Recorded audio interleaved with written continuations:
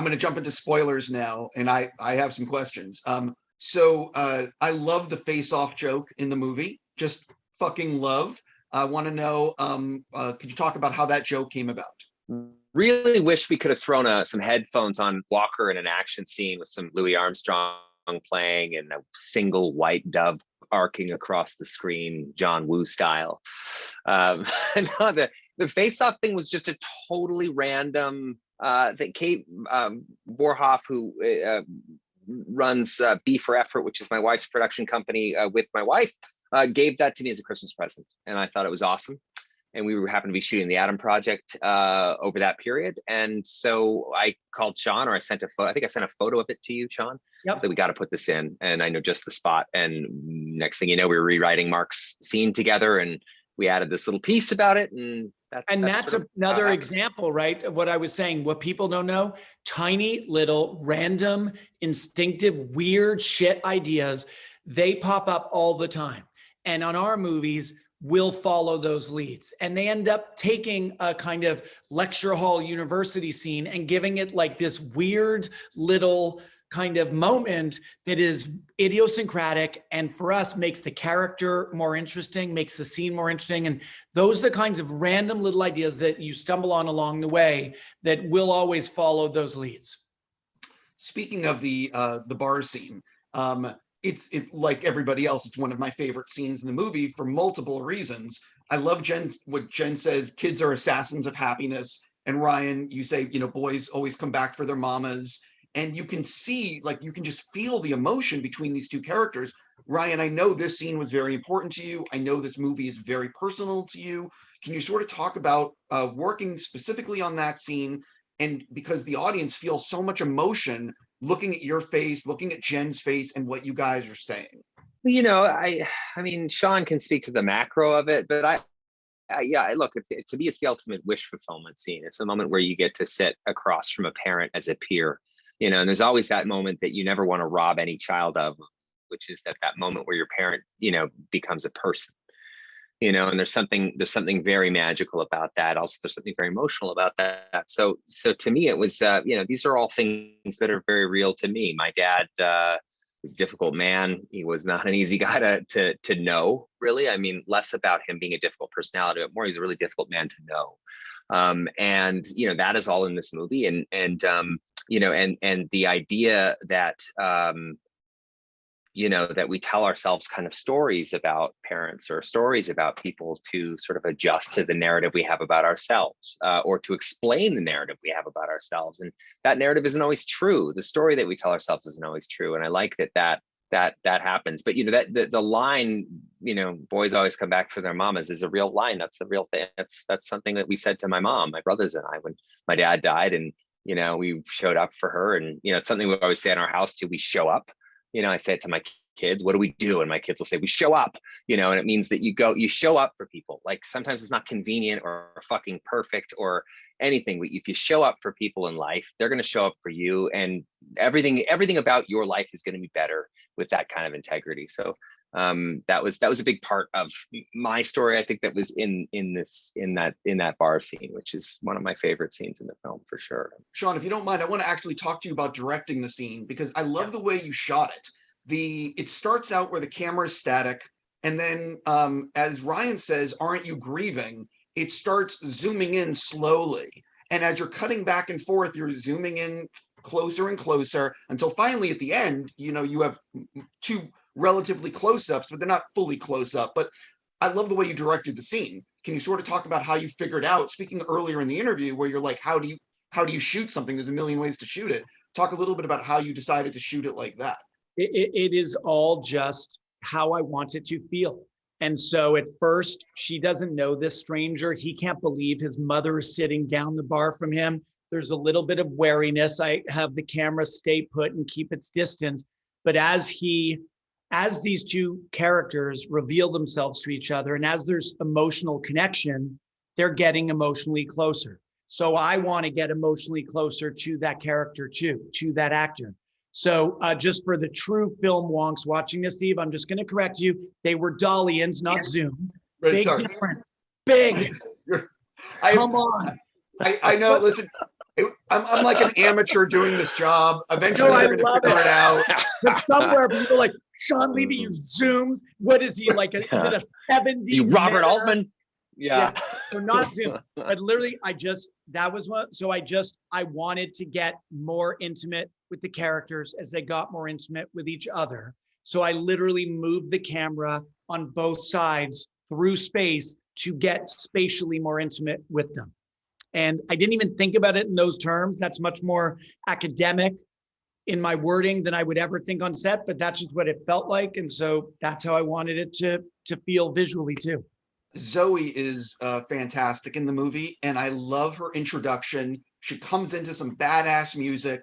She kicks a tremendous amount of ass. I love the scene so much. Can you sort of talk about how you guys decided that was going to be the introduction to the character and how you picked the song? I feel like we're going to go back to that same theme of people don't realize how random little moments can be movie defining. Ryan and I, like on Free Guy, the rhythm of our post-production is we'll shoot. I'll spend a little time kind of getting it into shape with my editor of, 15, 16 years. And then Ryan comes and basically we live together in the edit room every day, long days, fun days. And we go through every single cut in the movie. So we're up to that scene and we're like, Ryan had this idea early on, actually in the opening scene of the movie, is like, I think music, our goal all along was to make us not a sci-fi movie, an adventure movie, a wish fulfillment movie. So we wanted music to tell the audience permission to have fun, permission to not take it super seriously. So music and needle drops, which are a huge part of Ryan's oeuvre in general, became important so that you're telling the audience, it's okay to have fun. We're watching that backyard scene and we're just playing songs from our iPhones. And I remember I was just scrolling through like, this is Led Zeppelin on Spotify.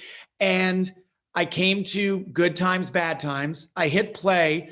I said to the editor, hit play on the picture. So it's just the tinny music coming from my iPhone, picture on the screen. We're like, oh my God, this is holy shit. And we just all felt it in real time, just off the iPhone.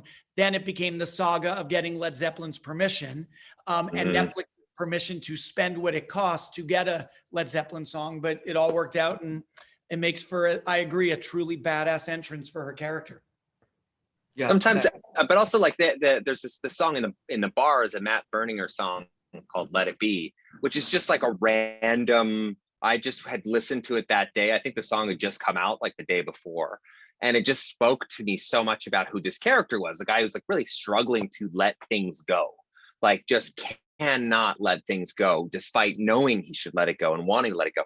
And it was just like the Shawn laid it in perfect and it just works. We never changed it. I think that was from the day we shot that scene was when we laid that song in basically, and it just stayed forever. So music is, it's either right or it isn't. You just know kind of right away.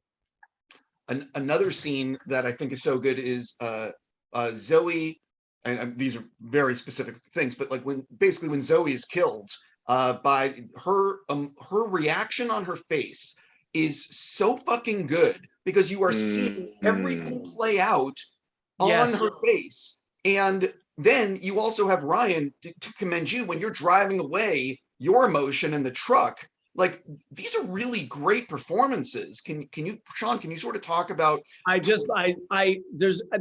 am so loving you right now because you've just flagged two of my absolute favorite moments in the movie where we all know like Ryan Reynolds, he's been famous a long time. But man, on that scene, I mounted the camera to the truck and I said, Ryan, drive away. You're driving away from the only woman you've ever loved. And he just brought it. And it's in the kind of scene that we don't see Ryan do every day. And it felt special and it felt raw. And the same thing, Zoe is staring down her own death. And there's not a line of dialogue. And she plays 17 different emotions as the camera slowly pushes in. It's one of Ryan's and my favorite moments too. And I have to tell you, I feel really lucky that this movie has a lot of famous people in it, but they're not doing just the things you expect. Zoe Saldana, Jennifer Garner, Ruffalo, Ryan Reynolds. these are great performances, and they're performances that have a different level of nuance and dramatic content than we're necessarily used to seeing in some of their movies. And I feel like the lucky guy who got to have those moments in my movie. I'm really grateful. Yeah, Ryan, can you talk a little bit about filming that scene? Because and also looking at Zoe's performance, if you don't mind sharing. Well, Zoe, look, it's not often that you get to work with people whose work you're very familiar with, but then they get to work in a movie that you're in and a part of making, and they are revelatory. I mean, I said that to Zoe and I said that to Jen, who both have these just intense emotional scenes, in the middle of this film that I feel like we're seeing colors or sides of them that we've never seen before. And that's always really special to me. That's always what I feel like we've done something really great, is that you feel like you're seeing somebody you know very well, but they are also a revelation. And in terms of the driving away stuff, I mean, to me, that scene is all about a guy who is, as irresponsible and as impetuous as any human being on earth, because he's willing to completely unravel and husk fuck the space-time continuum because he wants to be with his wife. He's willing to basically just destroy the fabric of the universe to be with his wife. That does not make him a hero. That makes him just genuinely the world's most irresponsible human being. So I think in that moment, he's kind of feeling the weight of this, this moment that, like, I came back for this person who is so much smarter than me, and she understands the significance and the gravity of what we've done here. And I'm all of that was for naught. I'm about to lose her anyway. And I think that's just a moment of pure rage at himself, at myself in that moment. So yeah. I'm almost out of time, which I can't believe, but another scene I wanted to talk about is there's this great bit where young Adam is reacting to Ryan, to your body, and asking if he's going to get laid. And like, basically it's just really funny. And it's also like just true, because, you've just been told that time travel exists. You don't care about that. You just want to know if you're going to get a girl, Yeah. And these are the kinds of lines that I laughed a lot because it resonates. So can you sort of talk about how much was that, like, again, is that improv? Is that stuff that, Ryan, you're doing in advance? Is that in the original script? I'm just curious where some of these lines come from. Well, I honestly have no, I don't know. I remember more than Ryan. Ryan never remembers what he wrote, here's the way Free Guy worked is the same way Adam Project worked. We had a very solid script, and then Ryan and I came aboard and we saw the movie that we wanted to make. And then we take the script and we do a pass at just polishing up mostly dialogue so that the script is hitting the stuff that we want. So before we shot Adam Project, it already had a healthy dose of our writing on top of and in collaboration with Jonathan Tropper's writing. So yes, a lot of that dialogue was baked in before we shot, but there's one moment that I remember was Ryan, and the only other person I've ever seen do this at this level was Tina Fey. She's really good at writing improv dialogue that is making fun of herself. And there's a moment where Ryan said to the kid, because Ryan's there in a tank top and whatever, and Ryan has the kid go, so when does all this happen? And does everyone skip leg day in the future? And, it's literally Ryan acknowledging that his legs are not quite as beefy as his shoulders and the rest of his upper torso that is on camera. And I just love that it's Ryan writing mockery about his own body and shoving it into the mouth of a young boy. Yes, it is an honor, a distinctive honor. By the way, Steve, if you do struggle for a headline, I just want to make this super easy for you. Ryan Reynolds, Husk fucks the space-time continuum. Yeah. Okay? There you go. Just got your work. There's your headline. That will not be the headline, but I appreciate the suggestion. Something about that, although that's really funny. Listen, before I run out of time though, I do want to talk about the ending. How did you guys always have everyone playing catch? And with Mark saying to Ryan, I love you, I'm really proud of you. Like, there's a lot of emotional beats at the end, and I'm just curious how that came about, and was it ever something else? It was never something else. but I knew I wanted to not shy away from that catharsis at the end. I like movies that make me feel a lot. And I just, again, I felt lucky that I had my guy, now one of my greatest friends of my life in Ryan, and we're making a movie that is a blast and action and funny, but also gets to be a drama in some moments where it counts. That felt like, it just felt thrilling to me. It still feels thrilling to me. And so that ending was always built in, that there was going to be a goodbye. We were never going to give it a happy ending, but we had to give it an ending with closure and redemption. And so we did a little rewrite on it, but then we shot that scene. We started rehearsing it, Steve, and literally after less than a full rehearsal, I felt, oh, it's happening. It's coming.